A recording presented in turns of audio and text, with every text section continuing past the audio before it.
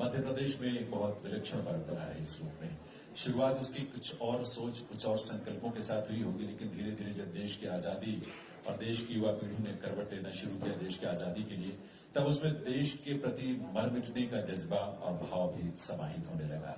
ये परंपरा है ढिमरियाई की। ढिमरियाई के नाम से इसे जाना जाता है और उसी परंपरा की प्रस्तुति के लिए यहाँ सागर से चुन्नीलाल रैकवार और उनके साथी कलाकार यहाँ पर आ रहे हैं जो आपके सामने प्रस्तुति रखेंगे।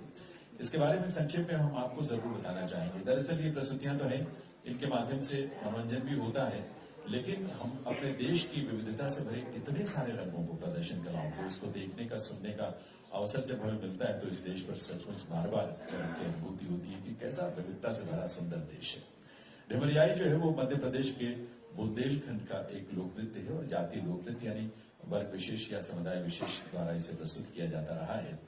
पारंपरिक रूप से यह नृत्य ढिमर या केवट, नाविक और कोल जाति के समुदाय के लोग जो है इसे प्रस्तुत करते रहे हैं। पुरुष प्रधान नृत्य है, यानी पुरुष ही इसमें सिर्फ भाग लेते हैं और इसमें प्रस्तुतियां देते हैं। इसमें नर्तक जो है वो सारंगी जैसा एक वाद्य होता है जिसे रेकड़िया कहा जाता है वहां पर स्थानीय भाषा में। उस वाद्य के साथ वे अपनी प्रस्तुति देते हैं, गाते भी हैं और नृत्य भी करते हैं और बाकी जितने कलाकार हैं वो उनका साथ देते हैं। मूलतः इसमें बिरहा, सजनई, गारी, इस तरह की चीजें गाई जाती थी और नृत्य के दौरान उसकी प्रस्तुति हुआ करती थी। लेकिन बाद में इसमें देशभक्ति के या सामाजिक या इसके साथ साथ धार्मिक या पौराणिक विषयों को भी शामिल किया जाता रहा और इस तरह से इस परंपरा का विस्तार हुआ। लोक परंपराएं इसी तरह से अपने नए क्षितिज की तलाश करती रहती हैं, नए आसमान ढूंढती रहती हैं और इस तरह से उनकी परंपरा जो है एक पीढ़ी से दूसरी पीढ़ी तक आगे बढ़ती रहती है। इस प्रस्तुति में जो ढिमरियाई की प्रस्तुति है उसमें कलाकार धोती और कुर्ता जो आम वेशभूषा है, इसके अलावा सरुका, बंडी, सर पर साफा बांधते हैं और पैरों में घुंघरू जरूर बांधते हैं क्योंकि उसके साथ नृत्य करने के लिए उनको सुविधा भी होती है और एक विशेष ध्वनि, एक रिदम उसमें पैदा होता है।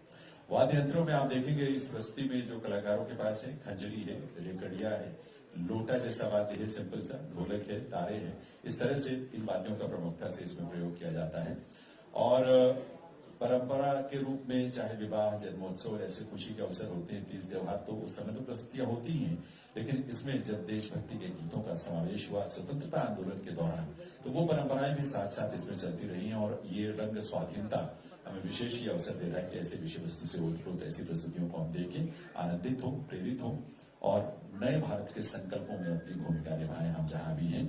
इसी परंपरा के प्रसिद्ध कलाकार हैं सागर के चुन्नीलाल रैकवार और उनके साथ ही यहाँ मंच पर कलाकार मौजूद हैं, उपस्थित हैं। एक बार करतल ध्वनि से आइए इनका स्वागत करें, अभिनंदन करें इस रंग स्वाधीनता की प्रस्तुति में सभी कलाकारों का।